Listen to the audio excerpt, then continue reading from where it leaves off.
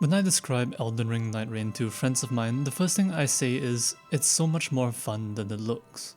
Because if your only exposure to the game was the first reveal trailer, one streamed at a low resolution, frame rate, and with an all-round weird presentation, your impression may have been doubtful. Nightreign takes elements from Risk of Rain, bits and pieces from Battle Royales, and a few returnees from Dark Souls, but at its heart it's still Elden Ring. And these concepts sound haphazard. An Elden Ring Blue Zone PvE Souls-like roguelike spin-off character hero game. It ticks so many boxes for what we would call slop.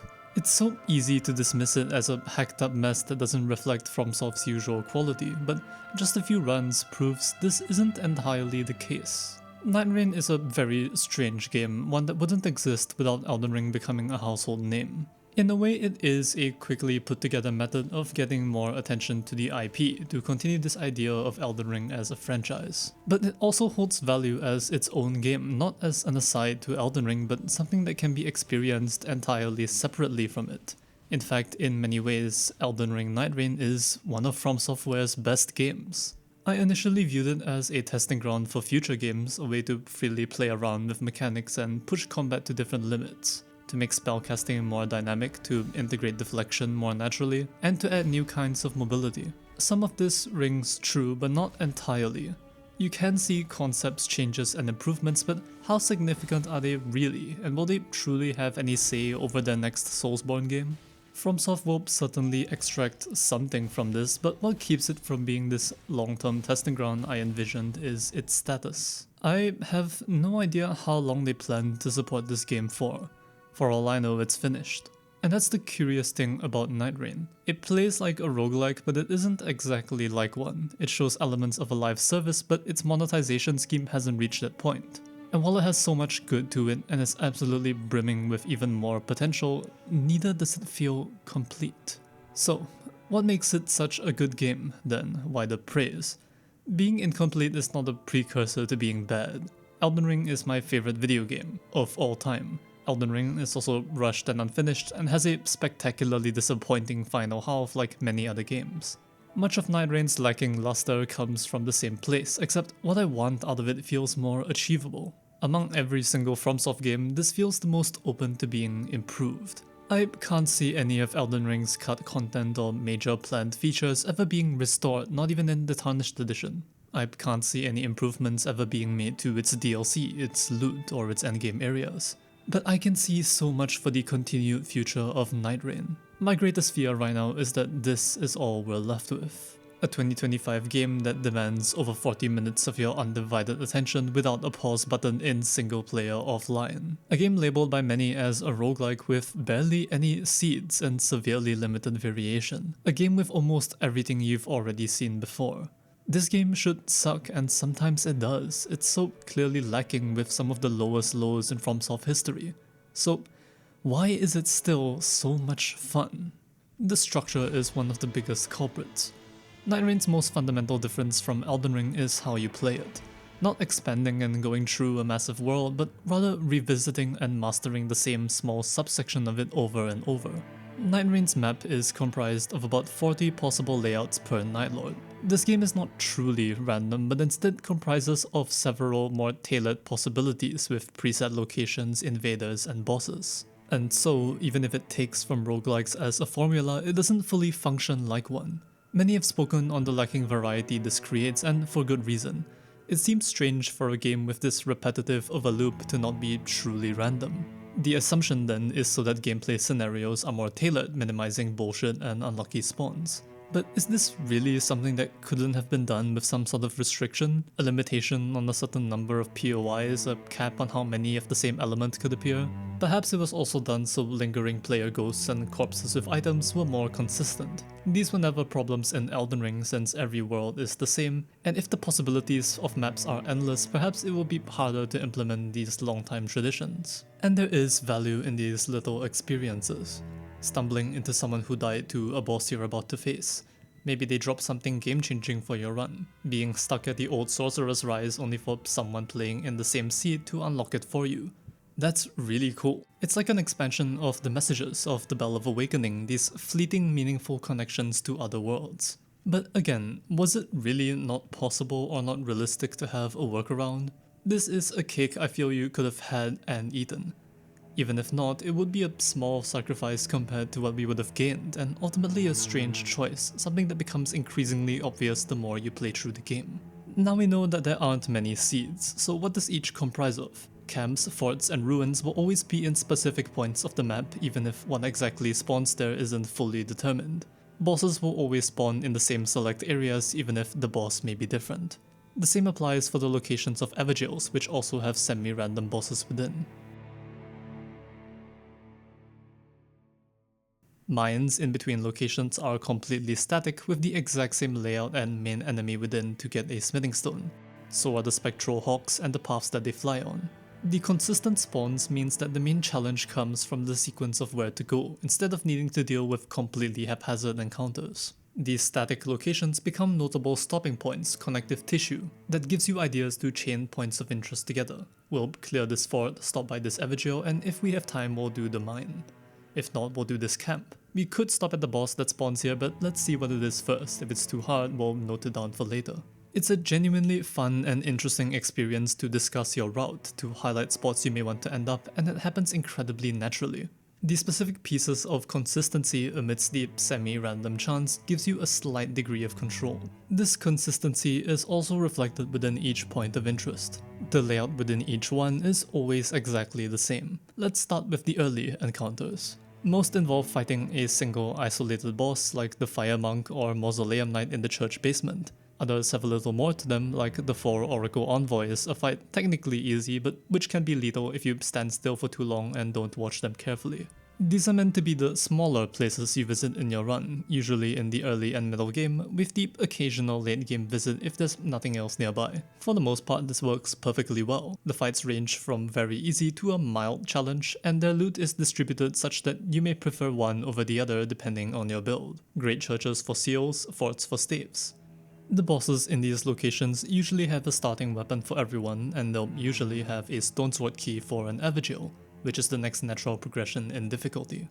From here we can escalate and make other stops along the way, churches for flasks, scarabs for talismans, Evergaols for ruins and passives, camps and ruins for higher tier rewards, usually with specific elements. The central castle has an assortment of passive drops, items, and a guaranteed powerful boss at the top. Easier locations often involve ignoring every enemy, killing the main boss, and leaving. The hard ones are those that make this process more difficult to go through and oftentimes more annoying. Not because fighting enemies instead of bosses is inherently annoying, but because this is often done by clustering them together. Poison Ruins say that their boss is the perfumer, but the enemies that surround them are noticeably tougher. The pot-throwing trolls are weak to status effects and can be tackled in the early game, but the surrounding exile soldiers and the constant barrage of pots make it much more difficult, a level of annoying that I can't bring myself to dislike as a design choice. The Golem Church can go to hell though. These are mostly well and good encounters, simple but effective in the moment, some fights suited better to some characters.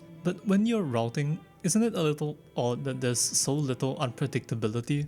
If I see a holy ruin, I know it's going to hold 3 Albinorics. If I see a holy church, it's always the Oracle Envoys. If I see a regular ruin, I'm always ignoring it. The game attempts to prevent this with some variations, with their difficulty being left mostly up to chance. Camps can have the Lion or Misbegotten, which are pretty easy, and they could have the Banished Knights, which are pretty hard and time consuming. The Fire Camp can either have the easiest or one of the most annoying encounters in the game. The Central Castle has 3 possible sets of enemies. This variability doesn't apply to every point of interest, however. While some do have this little dice roll, many others only have one set layout, and even the varied ones can be determined by just taking a quick look from a distance. The variation isn't very consequential, and much of routing and pathing is hardly affected by it. The most notable switch up would be boss locations, where it could really be anyone. Collectively, this system provides some good variation while ensuring that routing is semi-consistent, but is it enough? In truth, base game expeditions tend to get repetitive quickly after you first beat the game. You can only fight so many Tree Sentinel variations before starting to see the patterns. You can only clear the same starting camp so many times before it starts to drag. Points of interest do have secrets that reward game knowledge. Ruins have an illusory floor with a basement. This enemy camp has a guaranteed stonesword key in its carriage. Each fort has a second higher tier chest up on the roof, but these checks are a Google search away, and once you've seen them once, there's nothing else, nothing involved that might affect how you perceive that point of interest, nothing that might really change the course of your run. Finding the cord end is a cool little secret, this incredibly rare item that encourages you to head to a specific spot on the map. But what is beyond this spot? Twigs that aren't particularly worth the time. It's some lore, sure, and the small deviation for this quiet little secret is genuinely really cool. But I wish these sort of diversions, these connections and rare secrets were more prevalent, more game affecting. Do these POIs get any more interesting? The DLC offers the alternate map of the Great Hollow, as well as 2 points of interest for the old map, the swamps and the forges. This adds a notable amount of new content to the game. These are also $15. And after spending this money, you can't even access this variety if trying to fight a base game Nightlord of your choice. You can only find swamps and forges or access the Shifting Earth when matchmaking against the Balancers and Dreglord. FromSoft's DLCs almost never affect their base game in a significant overarching way outside of a select few interactions. This game opts to mostly stick with that tradition despite such a change feeling so necessary. The Deep of Night does offer a semi-solution to this issue. Since the boss chosen is random, matchmaking will pick from hundreds of seeds instead of a 2-digit number. And most notably, seeds with DLC locations are a possibility for base game Nightlords. But not only can you not choose who to fight, it's also locked to a post-game ranked mode which more casual players might not dip their toes into.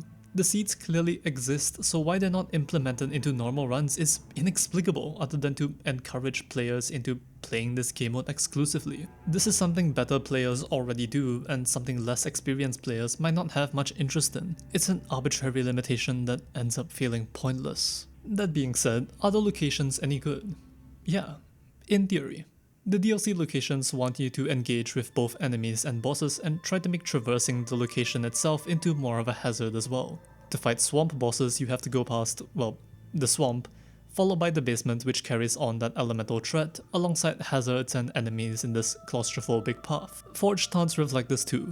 They have more complicated layouts than most, with a little series of clustered houses to navigate through, rooftops to climb, shooters to avoid, and alternate shortcuts to learn and make the encounter easier. They're a good mix-up to a base game that was quickly beginning to feel bland.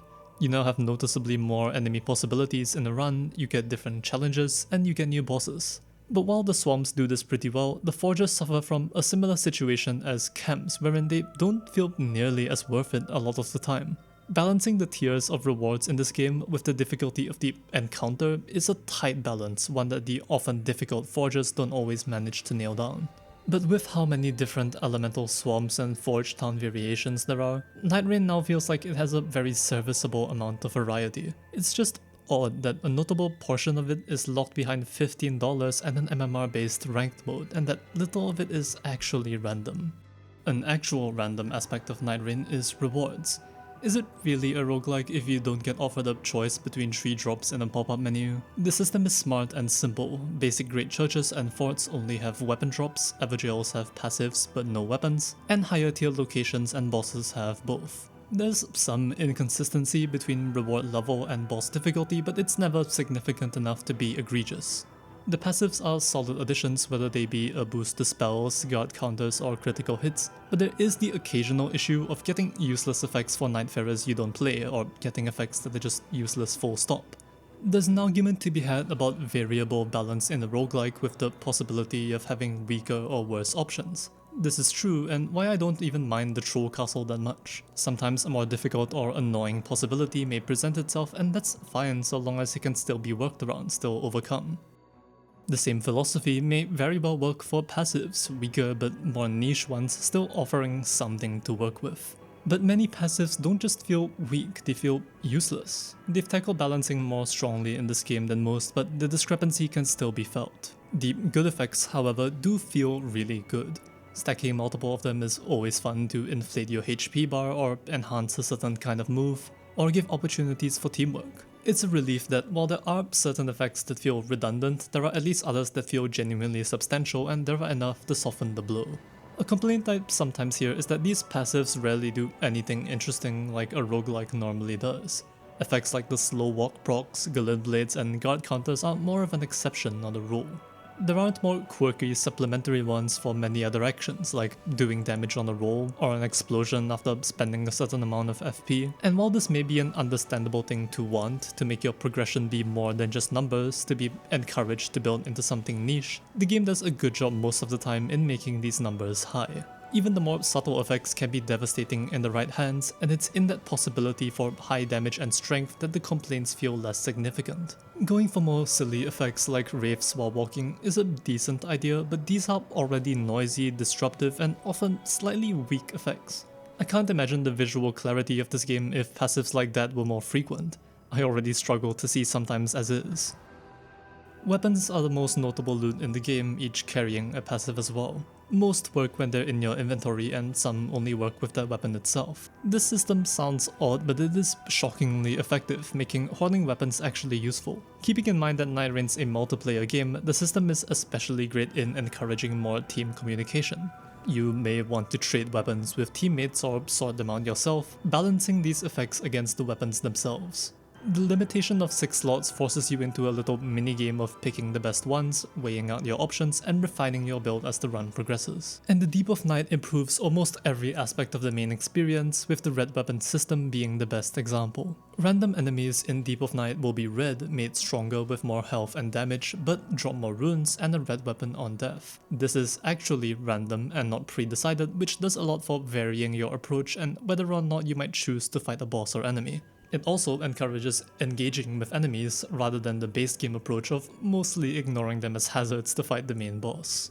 There will be 2 effects on red weapons with the trade-off of 1 negative effect, bringing another layer of depth to a more primitive system, needing to balance and manage your passives, making yourself stronger in some ways while sometimes leaving the possibility of you getting snowballed to death. Sounds great.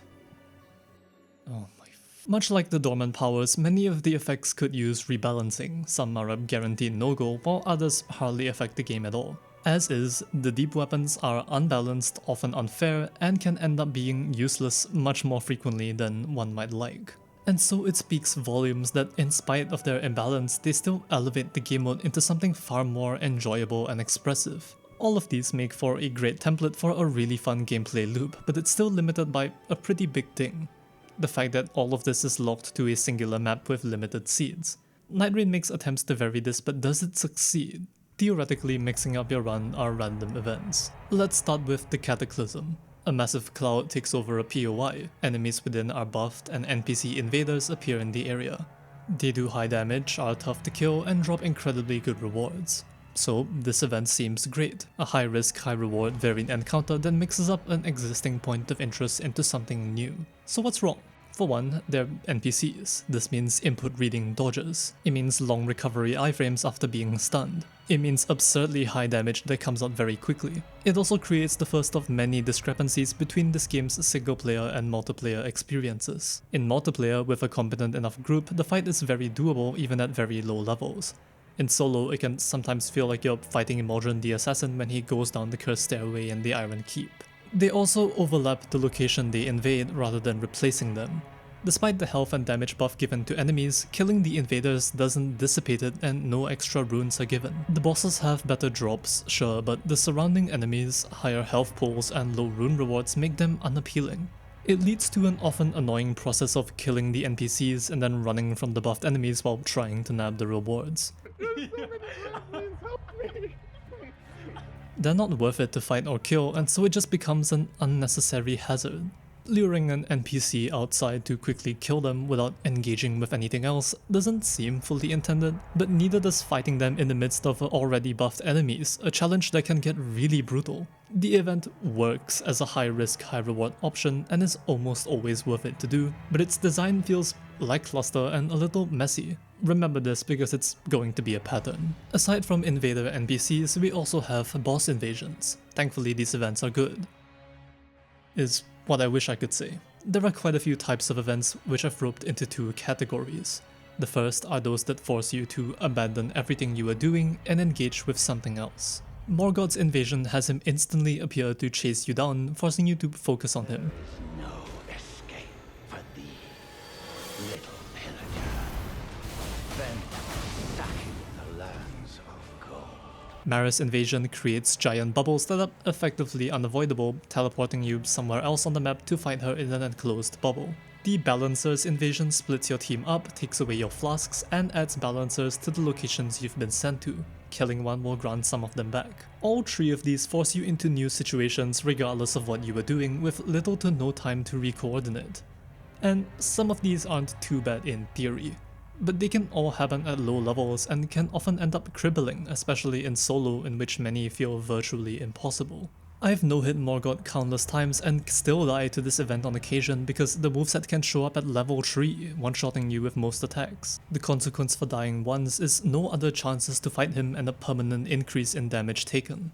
I can't imagine how this invasion feels to someone who isn't already intimately familiar with him. Maris can drag you out of the zone, away from whatever you were doing, fly around and waste time, and then disappear when the zone touches the arena.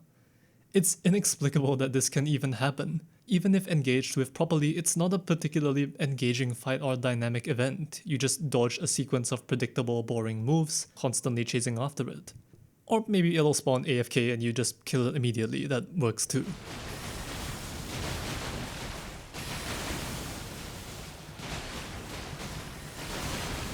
Now this is an encounter.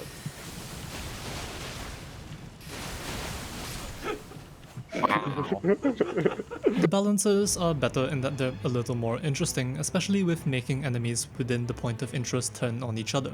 But it's still a mess, especially when so many Nightfarers may be reliant on others to do damage. Splitting the team up with big distance between each is especially brutal, with some locations already being in the zone. The fact that their passive effect is strong in multiplayer but likely useless in solo really doesn't help the experience.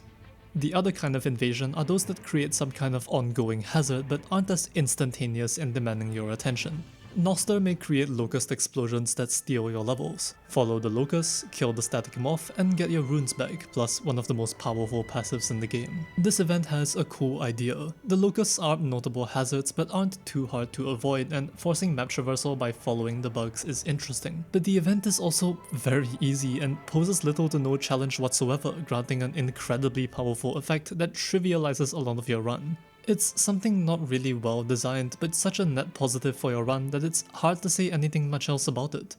It's not interesting, it's just good for you. The same I'd say can be applied to many other events wherein they're not well designed at all, but at least they have a good reward. Enduring something annoying for the sake of something really satisfying by the end has been a thing in all FromSoft games, so why is Nightreign any different? Perhaps because it doesn't feel unfair in the same way a lot of bullshit in the Souls games are. There's little to nothing you can do to alleviate or work around the bad design, you just have to brute force and endure it, or on occasion just endure it. The Gladius Invasion is one of the most oppressive, difficult, annoying, frustrating events in the game. The passive it gives is pretty good, but is it really worth killing 3 dogs spread across the map, which each spawn small, tanky, fire-breathing extra dogs each time one is killed? Not to mention that the dog count doesn't change in solo even though the balancer count does. The Caligo Invasion gives a great effect that can save a run, but what's remotely interesting or dynamic about random, near unavoidable hail once in a while? What's the point of the lost visibility if you can still see everything on the map? Some of these sound like they were intended to split your team up, but they're either so simple and only require one person to deal with them, or really difficult and force all 3 of you to do it together. The Scale-Bearing Merchant is the exception among many of these invasions, granting a benefit that comes with a detriment. Some of its deals are too good to pass up, while others are never worth it, another symptom of the game's good ideas that never get enough attention when it comes to balancing. Ironic given we're talking about Libra. There are some very interesting middle ground options that are a lot of fun to try out, like Eventual Greatness. The extra twist is the chance of Libra cursing you, limiting your maximum health till you pay him a fee. This is the best invasion in the game. Maximum HP being reduced is a very significant detriment, but it doesn't force you to instantly abandon what you were doing to focus on something else. You can still get away with clearing enemies and bosses with this reduction, but you will want to deal with it eventually, with runes being the cost. To prevent this from being a pure downside, paying the fee will not only grant power scaling with your runes, but also a free deal from his selection without the associated downside. It promotes urgency and an on-the-spot strategy change while not immediately killing the possibility of finishing off a boss or grabbing something on the way. It offers ample choice and rewards as opposed to some others that you have no control over. It's another testament to how high quality Libra is as a character in this game as opposed to most other Night Lords, and a great invasion event. There are a couple more miscellaneous events you might run into which vary in quality, but most of them are simply nice, harmless additions. Night Hordes create a portal that opens up with a horde of enemies. There's little to be said about this, it's just a big group encounter, but it's so rare that its novelty is appreciated. The same could be said of the Wandering Mausoleum, which appears very sparsely on a select few seats, only its benefit is pretty niche. Allowing the duplication of any weapon is really nice, but the mausoleum normally spawns near the edges of the map, meaning it'll rarely be beneficial or worth the travel time in the late game. A second night boss appearing is a good event, an extra challenge for an extra reward with a nice surprise factor. The Meteor Strike, meanwhile, is the most redundant and pointless event in the game, essentially just a falling star beast appearance that is, once again, hardly ever worth the travel time, with a curious Nightform occurring outside of the zone. Finally, the Frenzy Tower is a decent event that actually feels notable. Killing a bunch of mostly harmless frenzy enemies isn't very interesting in itself, but the area hazard of growing frenzy is a nice touch, as are the madness weapons you get afterwards. These random events range from being very easy and very rewarding, to very challenging while also being very pointless. Much like the rest of the game, it's plagued with imbalance and inconsistency. I appreciate their existence as attempts to mix up the gameplay, and I prefer the game with them rather than without them. But I always have to wonder how much of the friction they create is intentional. I have to wonder why they made certain choices, why they feel so strange and half-assed, why the most annoying ones feel less experimental and more spiteful. With a title this unique, I can't blame FromSoft for not making these events perfect. For the most part, in spite of their annoying design and lame rewards, they can feel rewarding to finish, especially with a competent team. But I know this isn't the best they can do, and that makes each bizarre design choice feel even more insulting.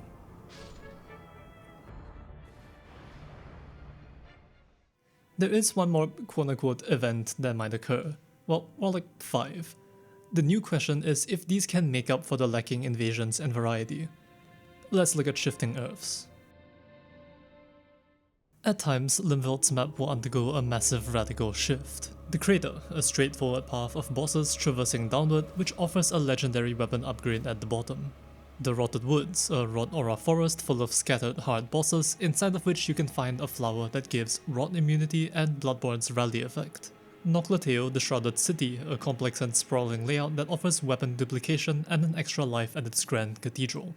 The Icy Mountaintop, a mountain to scale with a Frostbite aura with rewards of Frostbite resistance, Frostbite attack power, and higher dragon damage. I don't think I need to explain the strange discrepancy here, one that's not helped by the level layouts. Noclateo's sprawling city offers a plethora of bosses, has winding alleys and rooftops and sewer systems, and has a guaranteed legendary, a weapon duplication, and a free revive. The Mountaintop, meanwhile, has a guaranteed legendary, sure, but everything else, including the boss drops within, relates specifically to Frostbite and dragons. And it's an odd choice for this map you occasionally run into to have effects that may just be completely useless for your run. There's nothing wrong with a little specificity, but not to this degree where the effect is only going to be really notable with a specific element. The design seems to be focused on surviving the big boss at the top, that being a cracked up Borealis, and the idea of gaining power to fight it isn't bad per se. But what are you fighting it for? A guaranteed legendary drop? Estelle does much of the same without requiring you to sacrifice potentially good loot for a better specific chance at the main enemy. The game does encourage build creation to this point. Weapons on the ground in the Rotted Woods almost all inflict Scarlet Rot, and most weapons off the ground in the mountaintops are going to inflict Frostbite. But both of these locations have bosses that also drop weapons without these effects. It's a strange choice. The mountaintops feel like they were designed specifically for your first ever Caligo run and not for anything else. And these are static. They essentially work as one single massive point of interest with no variation, which severely harms their replayability. There's something to be said about the learning process and mastering how it works, but once you get the main route down, there is essentially zero complication or challenge with any of these locations. No paths are ever occasionally blocked off or changed. Go down this route, always fight the same bosses, run down the same corridors, climb the same tombstones, and get the special reward at the end. Nocleteo alleviates this slightly with platforming complications, alternate pathways, and its colossal size, but even then, most people understand the single perfect route to everything. There aren't enough optimal paths for you to take that might offer different rewards of a similar scale. The mountaintop provides an interesting alternate path, with climbing the back section offering several lesser known bosses on the way, who offer similar rewards. If only the reward on top and the boss on top was worth the effort half the time. The only area that actually offers some sort of adaptability is the Rotted Woods, mainly because it's just a forest with bosses everywhere. The cure for rot can be in 3 possible locations, and the exact location will be found on the map at the edge of the area. This is a great touch. You can see the reward while flying above the woods, or take a risk and check an individual location, or you could head to the map to reveal it at the cost of a little more time. The location where it ends up is also going to affect which bosses you may want to fight first. The shifting earths aside from the woods could use something like it, having a more even spread of bosses or a change in objective location. They could also just use alternate versions of themselves to alleviate their unchanging nature. Have rolling metal balls down these stairs instead of mausoleum knights. Have ants in the sewers instead of basilisks. Have silver tears around the area that turn into other enemies so you can have variety while abiding with lore. I believe you could take this even further, help get silly with it. Add Aloni Knights and fire salamanders to the crater, man-serpent enemies. Add the cursed rotted greatwood who makes the floor collapse in the crater to get to the bottom where you fight the bed of cave. That's not to say that these earths are completely linear. The earths have more bosses than you can feasibly take out, which provide a balancing act of whether you have time to deal with them. Some bosses are positioned specifically for players who entered from a different side of the map.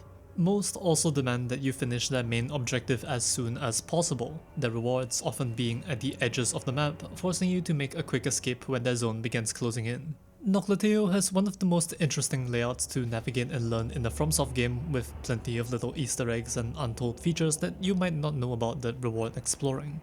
And even rigid lacking earths like the mountaintops at least have some interesting features. High tier weapon drops in specific locations, hidden chests and runes. Much like many other hidden details in points of interest, they suffer from their rigidity, but benefit more from being larger in scale, allowing those consistent secrets to at least be more rarely encountered. These locations are visually impressive and they do a great job at feeling monumental. As much as Nightreign doesn't particularly care about Elden Ring's story, they abide by its enemy layouts with a surprising amount of coherence. They're all filled with more specific enemy encounters and types, the specificity allowing for more detail to be put within. They feel notably less random and scattered than the base game. For a constant, unchanging, predictable experience, encountering one in the distance as you fly in always feels like a proper event, even if I still greet the mountaintops with a groan. The Forsaken Hollows introduces a 5th shifting earth, though this is mostly a shifting earth in name. As I mentioned before, the Great Hollow functions like a smaller version of the base game map with several seed variations, points of interest and bosses, only with a lower seed count. It makes up for this by being much more complex than the base game. Much like the Shadowlands of Shadow of the Erdtree, the Great Hollow is an incredibly vertical map with spirit streams to leap up, layers to traverse, and of course, pits to fall in. New content! Oh no! And this map is great. It's easily the best part of the DLC and one of the best parts of the entire game. It's more interesting and challenging to tackle. The navigation and platforming is more difficult and demands more game knowledge. And the possible rewards are so much better once you've familiarized yourself with the layout. It gives you so many things to do. Break crystals to remove the crystal curse.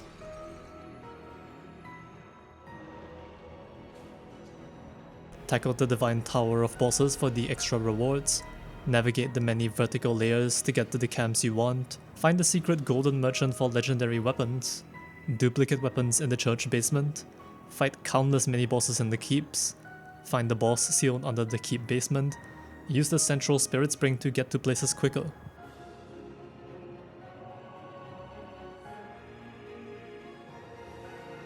While it is more akin to a new map with different seeds, boss spawns and elemental POIs, its structure with countless offshoot secrets, semi-consistent routes, and race against time does feel like a shifting earth, albeit a much more improved one.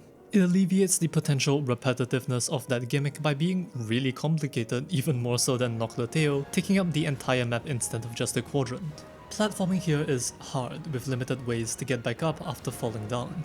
Starting camps are more restrictive and brutal at times. The keep layouts are far more winding and complex, with larger connected sewer systems, higher layers, and more climbing being involved. Figuring out what to do in the early game is more rigid and dangerous. Random events mix it up even more, like the red boss appearing on the roof. And all of this is capped off with the seeds, a little mix-up every time that every shifting earth would greatly benefit from. Different variations of enemy encounters, 2 central castles instead of 1, with different elemental variations. The Great Hollow is, more often than not, more fun and involved than the base game, and that's a big achievement. It's better in presentation too, abandoning Limgrave's remix layout in favor of an original white-blue cavern. Its music is more grandiose and intense, its traversal feels more varied and large-scale, and the rewards for that greater demand of skill are very worth it. It is the best part of the game, and it might make you wonder why I still didn't love the DLC. But that's something to remember for later.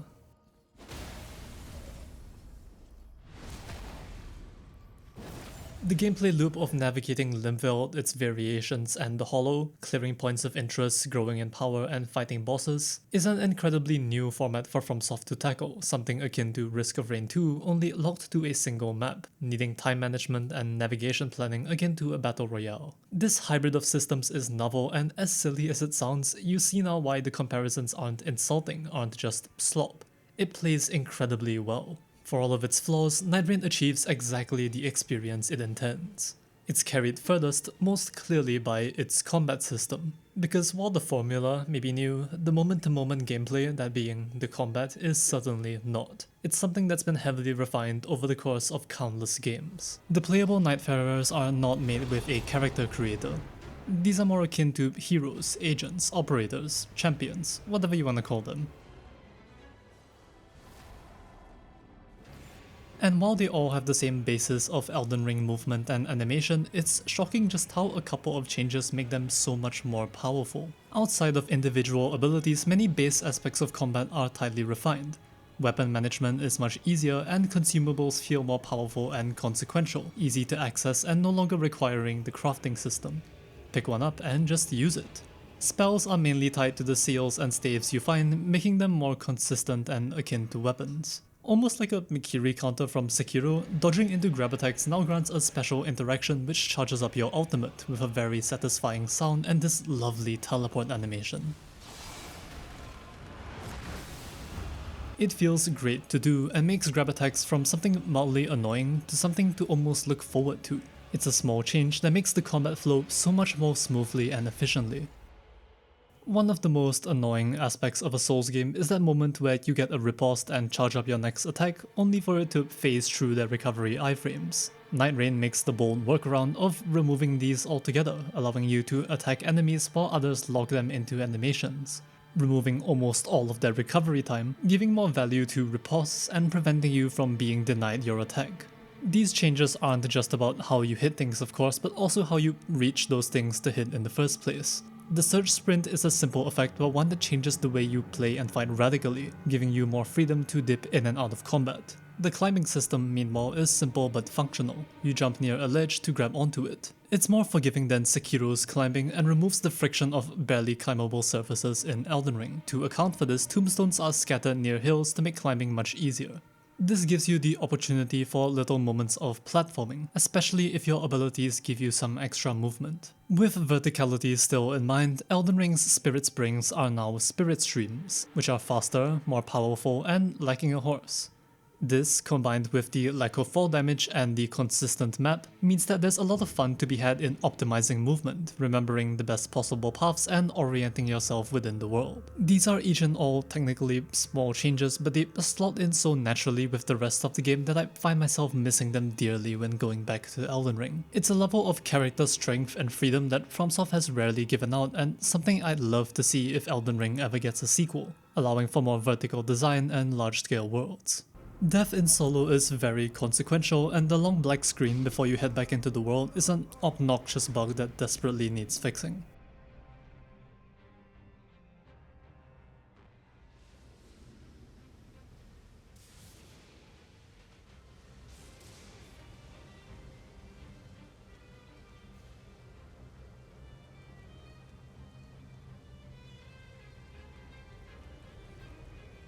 By contrast, downs and revives in multiplayer are perfectly functional. By contextualizing your down as being taken by night tendrils, all you need to do to revive someone is to attack them, not to hold down a button or to stand in their radius. It consumes stamina and may be dependent on your moveset, but it also allows you to revive people huddled in groups, or get some attacks in on enemies at the same time, in a way that slots in nicely with the base combat without ever becoming disruptive. To make up for the fact that character creation isn't as broad, Nightreign streamlines possible sections of what people like from Souls combat. These characters are much more powerful than any previous FromSoft character, and while much of their core gameplay is essentially unchanged from Elden Ring, this streamlined split of power makes a huge difference. Some have unique dodges, which contributes to how you're meant to use them. Each may represent a different kind of playstyle from their previous games, only amped up to 11. The spellcasters lean further into big burst damage and powerful spells. The shield players get to shield others besides themselves with more counterforce. The big weapon users who just tank through everything can get away with so much more. The quality knight players get an incredibly powerful version of that, and the rare archer players finally get to experience a good moveset. There's also hybrid and more novel concepts like deflection-based combat from Sekiro,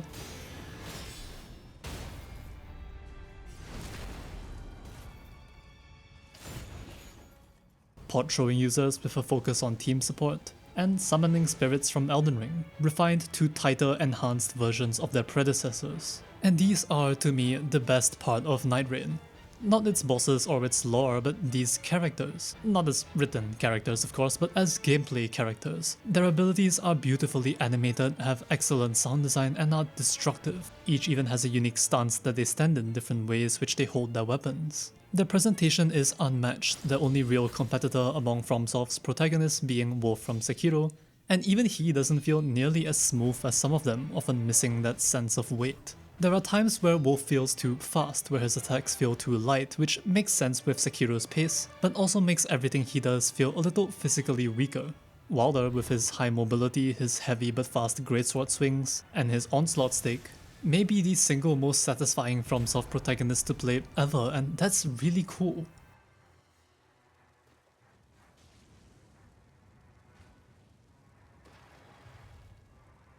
It feels good to land a powerful punch as Raider or to pop an Iron Eye mark. The sound design as you pull out your pocket watch as Duchess is lovely, as is the animation of summoning a Revenant spirit as you briefly float in the air. Getting a good cocktail combination with the Recluse is a lot of fun, as is flying upward as the Undertaker to hit an enemy midair, That's free for you, right? or getting a big revive with Guardian, or annihilating an entire area with the Scholar. And with the recent changes, Executor's katana deflection feels even better than Sekiro's, and that sense of power when you land your critical feels unmatched. You can see how different forms of utility are spread among each one. Crowd control, damage resistance, mobility, healing, support, and sometimes just a lot of damage. Their respective stats play into or against these factors. Even more notable is how all of these interact.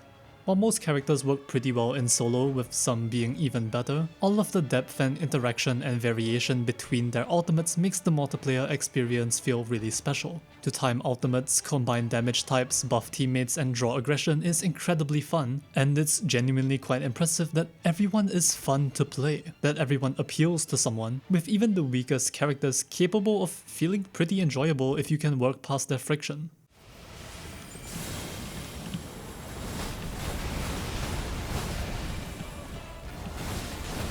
Guardian passive is good.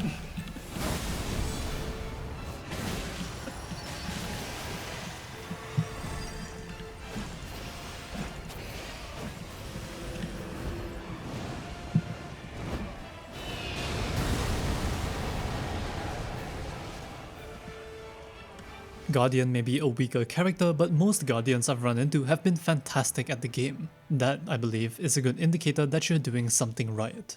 Something I've mentioned before about roguelikes is their sense of progression within a very short period of time, and Nightreign achieves that very efficiently. The Nightfarers are very strong from the start, but begin incredibly fragile. You're pretty much guaranteed to be 2 or 3 shot by most bosses, but your abilities make up for that. As you progress, you become just as dangerous, and it becomes very satisfying to make normally tanky bosses completely melt. to make as much use of your utility as possible to make do. Nightreign's characters almost always feel amazing to play, and while I still hate getting dead angled as Guardian, it's a testament to how strong Souls combat's fundamentals are that all of them have depth, feel fun to use, and fill so many niches. It's the first time they've done a game of this kind, and for a first attempt, these characters are a resounding success. It would be reductive to say that Nightreign's characters have no customization because the relic system is clearly intended to fill that gap. Build creation exists in the form of relics. Beat a run or buy some at the jar merchant to fill these colourful gaps. And this is where things get interesting. With the right setup, you can essentially create subclasses for each Nightfarer, making preset builds you can choose between at the start of every run. Certain relics let you change your stats or spells or preferred weapons. Some add effects to your Nightfarer's base ability, although some of these should frankly just be built into your base kit. And the Deep of Night has made build creation twice as fun. That's admittedly not saying much, only having a total of 3 slots is limiting. I haven't enjoyed base game runs in a long time where even if you do want to build around something specific, you get a really small field to work with. The Deep of Night gives 3 more slots and a myriad more of character specific effects to counteract that increase in difficulty. This extra layer of depth on top of current relics is excellent, and this is counteracted in itself by negative effects which have a chance of coming alongside the positive ones, meaning there's more trade-offs rather than getting a net positive every time. This system does exactly what it needs to do, only one beast rears its head to contest it, that being RNG. Getting a good relic is not very easy, especially when accounting for small ones with few effects, the cost of buying them in bulk, and the possibility of negative effects making them unusable for much the same reason red weapons are still flawed. The fallback is the preset relics you get in the Collector's Signboard, with really powerful relic combinations for every Nightfarer, as well as the relics on killing Nightlords. Beat an Everdark with a Nightfarer and get a powerful relic in the Signboard for them. This has been and still is an issue when the game's most powerful combinations become far too accessible. Combining the 2 New Balancer relics to make the most absurdly powerful damage build is certainly a choice. It's boring, repetitive, and requires little to no effort. What makes the selling of these powerful relics more forgivable is that they're regular relics, not deep relics, meaning you'll still have to rely on RNG and time commitment before your build can really be complete. The same can be said of Remembrance reward relics, which feel near essential for a lot of builds, but which can be contested eventually with enough RNG. They also need some amount of time investment to get, which adds just a little barrier for entry. Because once you start seeing how the other effects play, the game becomes much more fun. Plenty of them promote more engagement with the game and with your playstyle. Some might make you want to focus more on tanking hits, some might be built around incantations rather than sorceries. Defeating enemies fills more of the art gauge, actually encourages you to deal with the little mob hordes wandering around. Many character specific effects change the way you may use your abilities, and it's a lot of fun to experiment with.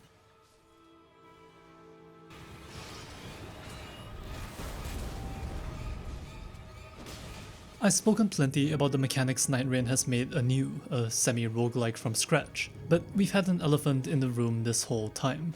It's not made from scratch. Nightreign isn't its own thing, it's Elden Ring. In spite of all of its changes, its base combat, its bosses, its enemies, its structures are mostly comprised of Elden Ring. The actual new content this game offers is technically quite minimal. Its reuse pushed to its limit.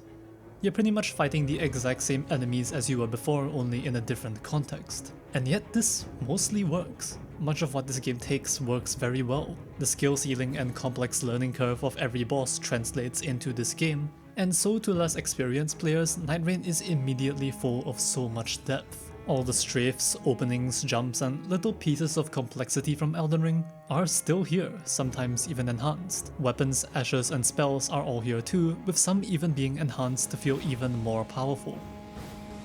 The bosses are the most notable threats in the game, and they're certainly varied. Some encounters are hardly even bosses, just there as early game challenges. Others are so terrifyingly powerful that they feel a bit much for where they appear. One of Nightreign's biggest marketing pitches before it launched was the return of Dark Souls bosses. The appearance of Centipede Demon, Freya, and Nameless King in early marketing was one of the few things that got people to look at the game closer. There's an inherent novelty to fighting these classic threats in these new scenarios. And some of these bosses translate quite well. While bosses like Freya and Gaping Dragon could have been better, There's something genuinely quite nice about how Nightreign rehomes a lot of bosses with new context, changing their perception and building on them. Artorias is genuinely terrifying in this game with a brand new phase 2 and some really cool moves.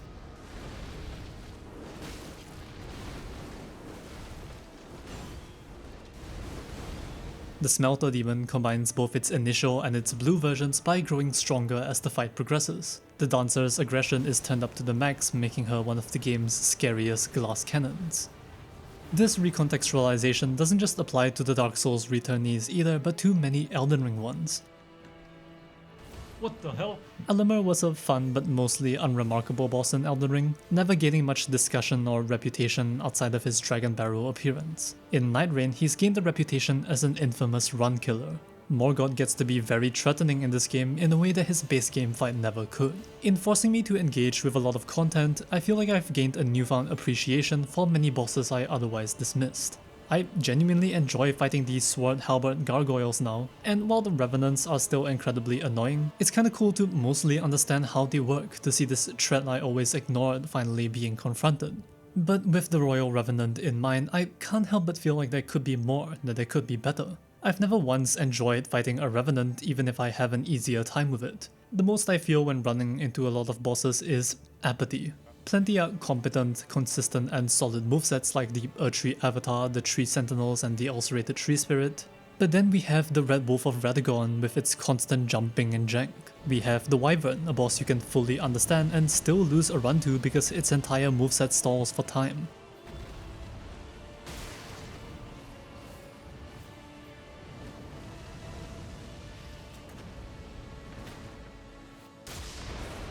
Some bosses are finicky to work with and so subsequently brutal that it's difficult to draw enjoyment from them, when they're so clearly not designed for certain terrain, when their moveset works in an open world but not a time-limited roguelike.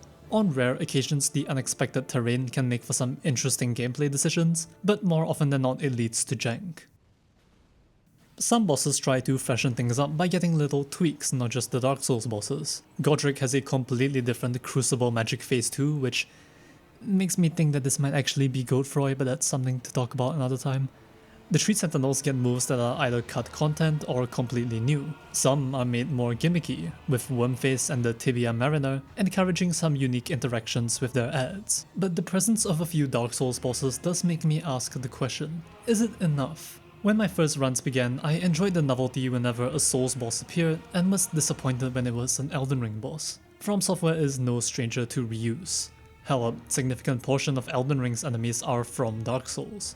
But in a game centered entirely around that reuse, where the use of it is so much more forgiving, they instead chose to limit it. No standard Dark Souls enemies return besides Freya's spiders, and there are only 6 returning bosses in the base game and 2 in the DLC.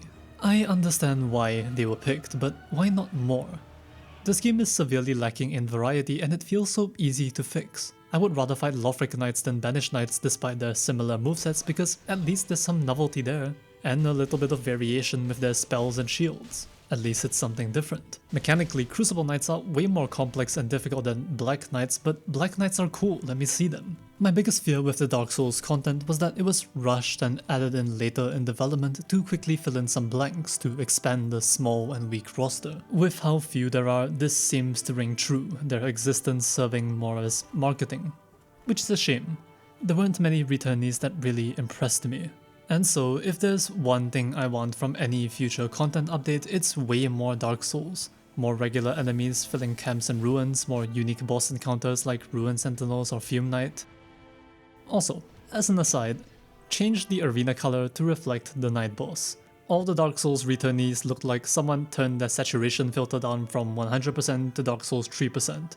Artorias does this well, so it would be cool if the Nameless King shrouded the arena in clouds and if Centipede Demon made everything glow red. Nightreign has plenty of enemies that are variable in quality. It does a good job with most of them, and it's good that it does because they're the core of this game. But like many other From Software projects, there could always be more, and it's felt more in this game than any other. That leaves us with one final aspect of the gameplay, and probably the most notable, because it's where most of this game's original content stems from. What is a FromSoft game without its grand major bosses? But for the earlier ones, it could probably do fine, but all of its recent titles have had those fights as its main focus. And Nightreign doubles down on that with its Night Lords. With no individual curated journey and area for each one, with no faction to back them up nor any sort of hinting and setup, the Night Lords need to do all the heavy lifting on their own, entirely in isolation. Outside of the rare invasion events, there's no opportunity to ever engage with a boss outside of their arena. So how do they work around this? How do they get us to care? Nightreign has two answers: interesting design and spectacle. This is FromSoft's first multiplayer-centric game, and so for the first time since Dark Souls 2's multiplayer zones, bosses are designed for 3 players instead of 1. Not all of the Night Lords do this, of course, with many that could just be a regular solo fight, but you can still see the traces of this intent throughout. Even the lone enemy bosses have large sweeping AoEs, attacks that hit multiple people, less thrusts, and more explosions and wide sweeps. This sort of design makes them challenging in multiplayer, but still viable and understandable alone. And the other Night Lords are experimental in a way that should be appreciated even if it doesn't always pan out. Gladius splits into 3 dogs, one for each Nightfarer. Noster and Fortis have a Demon Prince-esque dynamic which encourages splitting up damage with ranged and close-range players. While you mostly fight Maris with ranged attacks, melee characters can kill the tentacles and jellyfish it summons to do damage to it. This goes even further with Everdark variants, which range from simple advancements to existing movesets to gimmicky experimental changes. Maris is a Stormruler fight with attacks that can destroy incoming projectiles. Caligo's fight becomes a DPS race with constant ticking damage. Noster is a fight with Possession as a gimmick, enhancing both bugs' moveset for an additional challenge. That is not to say these fights are perfect, of course, because they are far from that. Maris' base fight is still uninvolved and tedious. The bugs don't encourage you to split damage between them enough, with Fortis almost always being preferable. Folgor's Everdark form is just easier, less visually interesting, and less dynamic than his normal fight. And certain fights like Gladius and Balancers make the solo experience feel like a joke. There will be many situations where you have to kneel and accept that your head will end up in the dog's mouth. The problems don't stop there. Whether it be from the floor elevation or something else, it's bizarre how vague and transparent so many of the visual effects are on the desert floor. Libra's runes and Healstor's ground fissures are serviceable in the moment, but most other floor AoEs like the Dreglord's explosions, Folgor's light charge beams, Caligo's ice breath, and Maris' laser feel cheap, the translucent effects blending too much into the light-colored sand. It almost looks like this meant to be something else that's just clipping through. Don't get me started on the animation and camera work of the Everdark Balancers, a visually interesting fight with effects that look like it was the developer's first draft. These bosses are embarrassing, except when they're not, and they're incredible. The closest Nightreign comes to perfection is with Libra, a boss that's engaging for every playstyle, with attacks that hit every character at once, that rewards good ultimate usage, that encourages team communication, and a Night Lord that remains present and involved with the rest of the world. Its appearances as the scale-bearing merchant and its memorable voice make it the game's most present character, in spite of being so simple in its base concept. Everdark Libra goes even further, having a variety of raid boss effects and unique threats depending on who's facing it.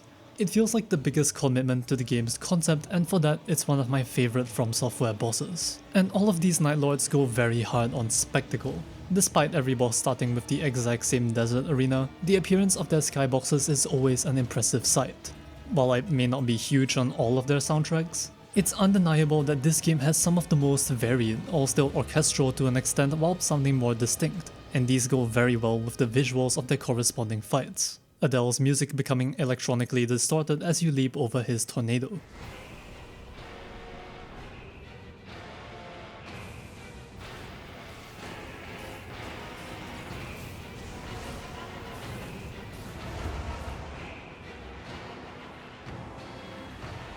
Maris' Deepwater sounds, followed by the tense strings as its Everdark form emerges from the sky.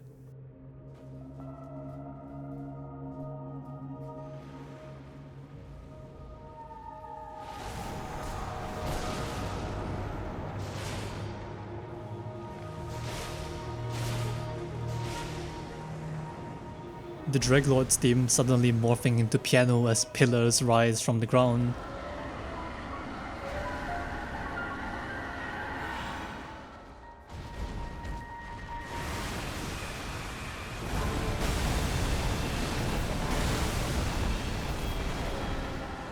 and the Balancer's more unstable choral singing suddenly coming together in unison during their phase transition.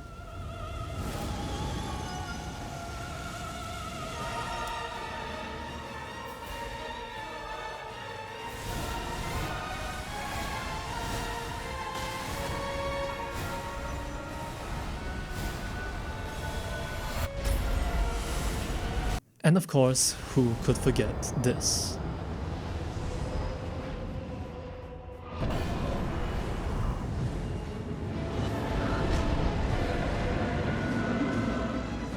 It's an achievement that the Night Lords are as memorable as they are, cementing themselves among many of FromSoft's other bosses on their own in spite of the format. They are heavily flawed, many of whom I find myself actively disliking, and they can sometimes betray FromSoft's flawed design philosophies over and over. But they are unique, they all feel conceptually interesting, and they're almost all well presented. It's more than I can say for much of their other games, and for that they serve as excellent endpoints to a run.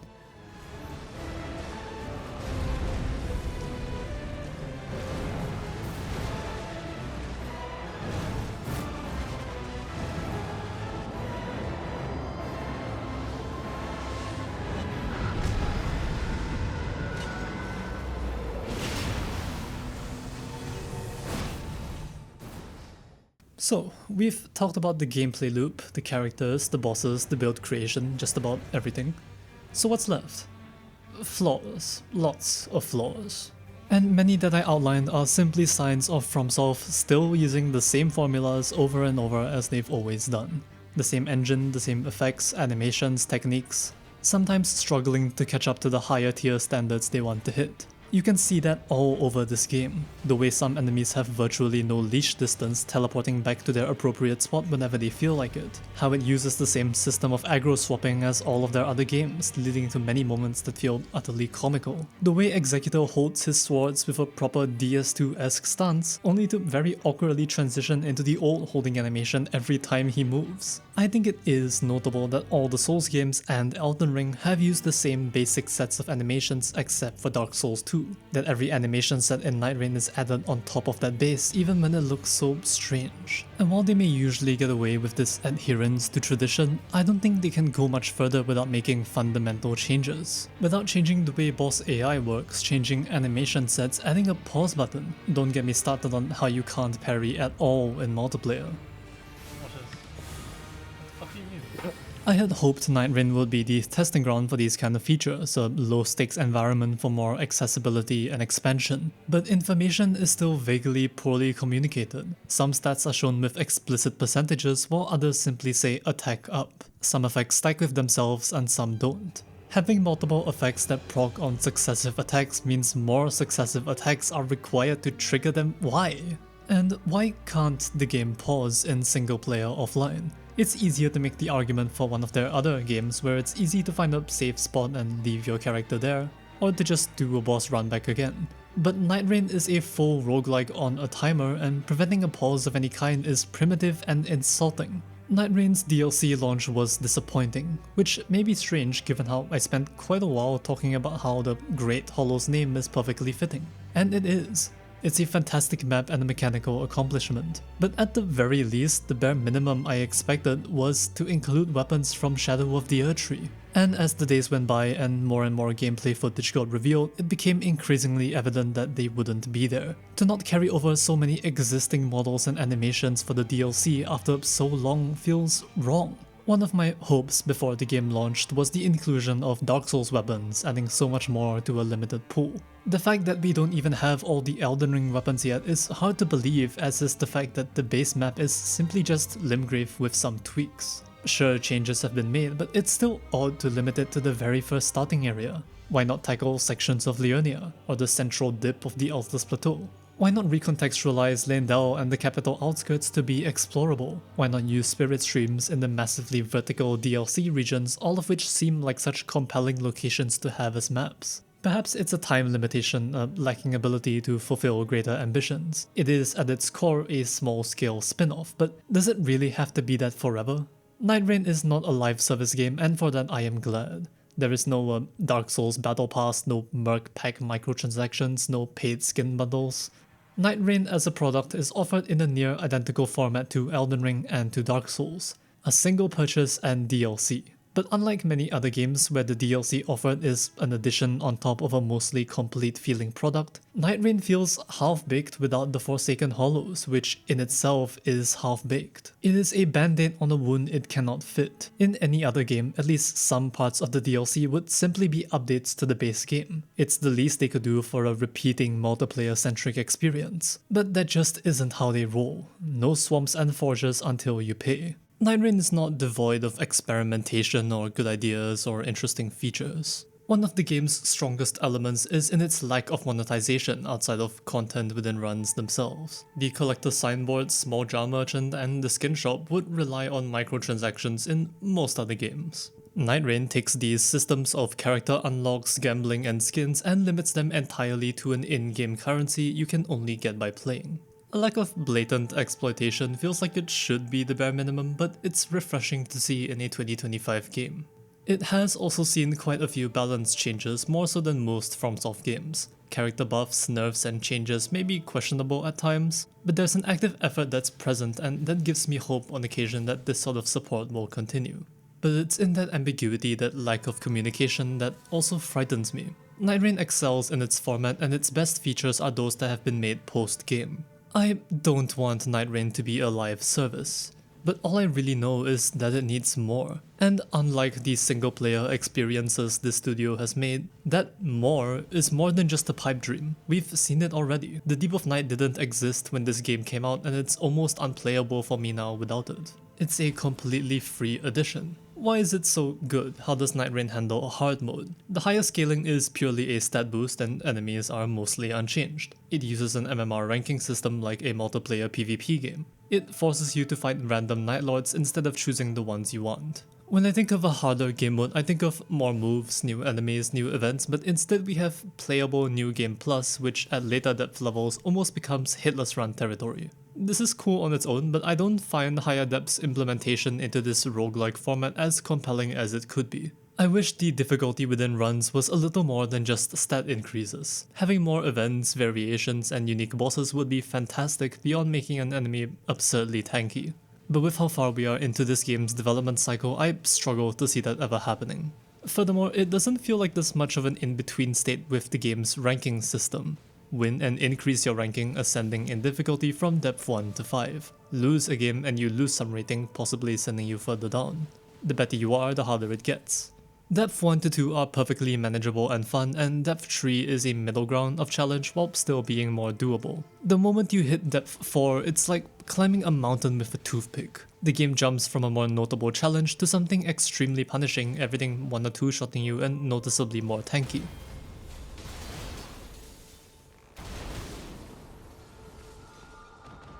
The ranks feel desperately in need of a more gradual, balanced escalation in difficulty rather than the exponential growth in ranks that it feels like now. And why MMR? A few reasons, probably. 1, to help with random matchmaking. Using this rating system, your depth 4 and 5 teammates are quite likely to be very competent. 2, it limits this harder game mode to people who can presumably handle it. You need to clear a whole bunch of runs on the lower tiers before ascending up. But this comes with its own limitations. You can't really choose your difficulty. Sure, you can derank from a higher depth, but that means needing to win a whole lot more just to go back up. If you want to try a new build or experiment with the game mode, good luck. Why not have a system that lets you choose your difficulty without deranking and locking you out of higher depths? Why not just limit higher depths to a high number of clears, like needing 20 depth 3 clears to permanently unlock depth 4? You can't choose your Night Lord, meaning that you get way less agency over the game mode that offers the most build creation. It means optimization, generally powerful relics, and a risk with every creative choice you want to make. On one hand, sure, that randomization is good. It forces you to be adaptive, to center your run around it, to create new relic setups which might be suited for each boss. But couldn't there at least be an unranked mode where you could use deep relics while being able to choose Night Lords? Can't we try these relics without needing to play online? Can't I experience this incredibly fun, improved game mode without needing to be logged into game servers? It's impressive that in spite of all these weird limiting features, the Deep of Night is still the best way to play the game. It forces you to do more routing for one and to do it well. Knowing when to start or abandon a fight becomes so much more important than the base game, wherein you can sort of wander around willy-nilly to wherever is most convenient. In limiting your options, the Deep of Night forces you to navigate your way to the best possible one, even if it's uncomfortable. I do think the skill it demands at certain levels is just a little overkill, and I wish it got harder slower. But as a game mode to encourage replayability, it improves build creation, involves way more decision making, and it lives up to the difficulty portion of From Software that the base game struggles to capture after your first go. Weaved into all of what I have discussed is a context for its existence. We have here a game so fundamentally haphazard, something so gameplay focused and mechanical, something so much more video gamey than most of FromSoft's products. With how vague their storytelling already is, does Nightreign have one? Let's start with our antagonist. The Night Lords are cool. Healstor is probably the best final boss FromSoft has made, competing only with the Elden Beast, but that's only really in presentation.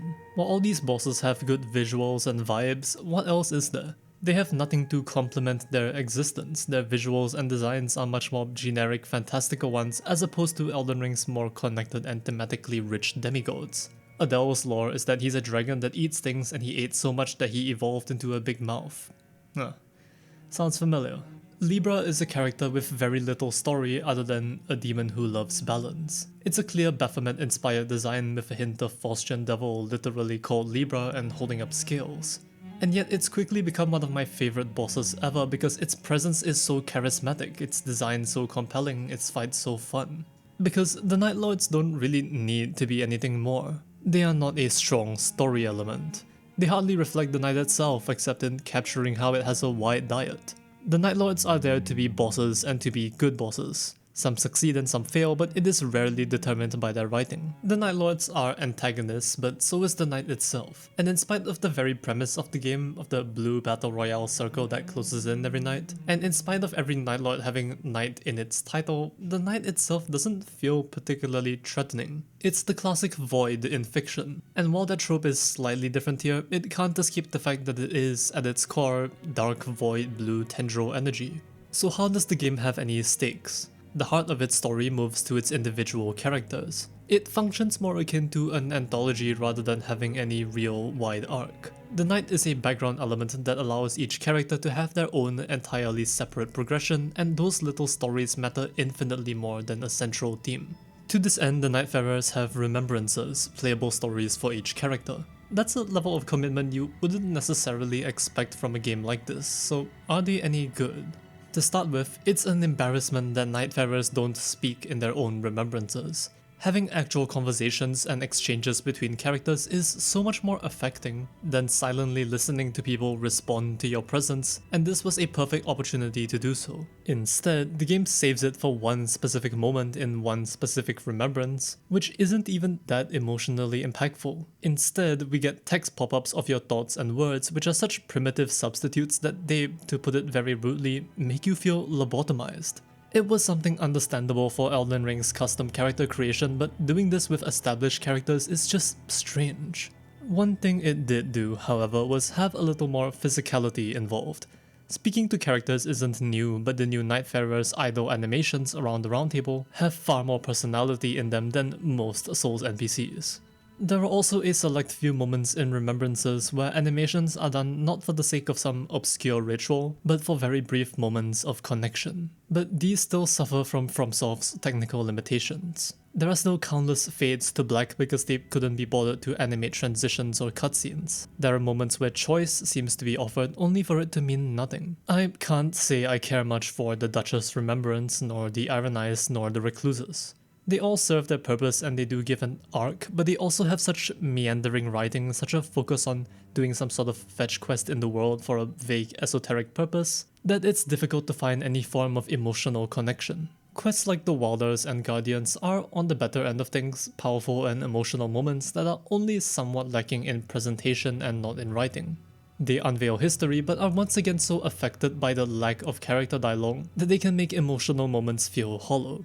The Undertaker story has a potentially interesting theme of overcoming addiction and accepting oneself, with an additional mentorship dynamic with the Scholar, but it becomes so eclipsed by the absurd, detached internal thoughts and this cutscene, which feels so tonally dissonant and unserious. Is it funny? Well, maybe for a second, but does this game want me to care about its story at all? Or does it want me to ogle at Undertaker injuring her back sucking at a wall? Throughout my playthrough of every story, only two really stood out to me as being good: the Executors and the Revenants. Both are unique in their use of cutscenes to great effect. These characters both have the most mysterious origins, unveiling them with cutscenes and mistaken identities. They have strong stories, designs, and powerful moments and good writing. They have unique encounters with unique assets, unfurling their stories with powerful finishes. It's just a shame that more of them couldn't be like this. But let's swim back up to the surface for a moment. While the presentation of their stories is often lackluster, I will say that I like almost all of this game's character designs. I've complimented their animation work and game feel before, and that serves as an equivalent to the Night Lord's spectacle. If I can't sense character from their writing, at least I can see it in every second of combat in the way they move and play and flow. FromSoft hardly ever missed when it came to designing characters in Elden Ring, and it makes complete sense that the Nightfarers are much the same. Their little animations in the round table, their varied accents, poses, demeanors, the very way they stand, does so much with so little. Revenant fiddling with her lyre, Wilder adjusting his stake, the Raider lifting his rocks, and the Recluse and Guardian reading. It means that the Nightfarers are characters in people's minds, no matter how shallow, no matter how lacking their writing is. Nightreign achieves what every AAA hero game is so desperate for: their characters being embraced, being given life and attention, fanart, discussion. And in that way, the game didn't need much to succeed. A good character design and likable vibe is often more than enough to become a mainstay. Because there's something about Nightreign, one of its main appeals, that every facet of its gameplay leans towards. It's what's channeled by all of its spectacle and designs, its multiplayer focus, its more active development, and its minimal story. Even in spite of how weak its writing feels compared to FromSoft's classics, it achieves something few of the games do. Above all, I think, Nightreign wants dopamine. The smoothing out of combat, more freeing movement, its powerful classes, its excellent animation, and its bombastic scale make a game that, in spite of all of its flaws, achieves exactly what it wants to. Because for every complaint I've made in the game, I've clarified that it at least feels good, it plays good. It looks good. I still smile when Caligo unfurls her wings and a whirlwind of frost bursts into the air, or when Libra howls with an animalistic frenzy as its calm meditation is broken, when the Storm Ruler breaks Maris' stance with a thunderous wave of light, and when the Night Lord tears the very fabric of reality in half. So many aspects in this game are centered around moments of gleeful delight and surprise. Every phase transition seems designed to elicit a holy shit. It's surface level, lacking any of the depth, quietness, and sadness of Elden Ring. But this isn't a bad thing at all, because most importantly, Nightreign is multiplayer. And one thing it recaptures very well is just that: jolly cooperation. That hilarity and annoyance of seeing a player be confidently stupid. Or summoning someone who annihilates a boss on his own. The adrenaline of that last second desperate clutch. Of that hit that almost gets you. Multiplayer-focused games rarely need a story. What many need is simply a strong foundation for you to make your own. And this game sells that perfectly, so much of it feeling engineered for you to make your own stories. Throughout this video, I've hardly mentioned the sound and music, but it's there and it serves its purpose in a subtle but effective way. The sense of foreboding as the music slowly shifts into the end of the night. The grand intensity as your first great challenge appears. The shifting of internal gears within the onslaught stake. The clang and unveiling of Suncatcher. The spectral slashes of the Revenant's claws. The rain beating down on you as you struggle to escape it. Everything serves to immerse you not in a story or in a world, but in its intensity. This is a game I can play with my friends. I can crack jokes with them, have natural tragedies and triumphs, hear their voices more, play something that isn't an Elden Ring all bosses speedrun race, and for that I am grateful. Hell, Zolly the Witch began speaking because of this game. That's so goddamn cool. It makes me really interested to see how they recapture the essence of the PvP experience in Duskbloods, which I can't wait to play. Oh. Elden Ring Nightreign is a great game and a bad roguelike, sure, that's what they all say. If I may summarize this video in a line, I think Elden Ring Nightreign is a middling FromSoft game and a phenomenal multiplayer game. It is From Software achieving nothing they usually can, stumbling and making so many of the same mistakes too, but achieving something else they've never done before on their first try. It's something I want to be fixed just as desperately as many of their other works, but one that feels so much more capable of that change. It's a game that combines so many things that shouldn't work and makes them work. For their first foray into a multiplayer-centric experience, it is excellent on nearly every front. I love how easy it is to revisit, to replay, and I will continue to. I love that this is a $50 experience in a landscape of $80 games, and I love that it more than makes up for its lacking content simply by how incredibly strong its gameplay loop is. And though my playtime is still shorter than Elden Ring's, it's pretty damn high and will continue to grow if the game chooses to evolve. And I, for one, sincerely hope that it does.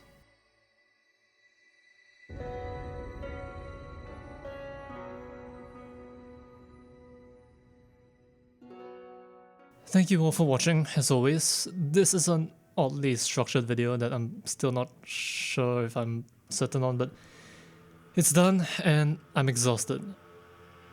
That's some loud construction going on outside. I've narrated the script more than twice with major rewrites. It's a lot. My throat hurts. It's been hurting for the past few days. Oh well, that's loud.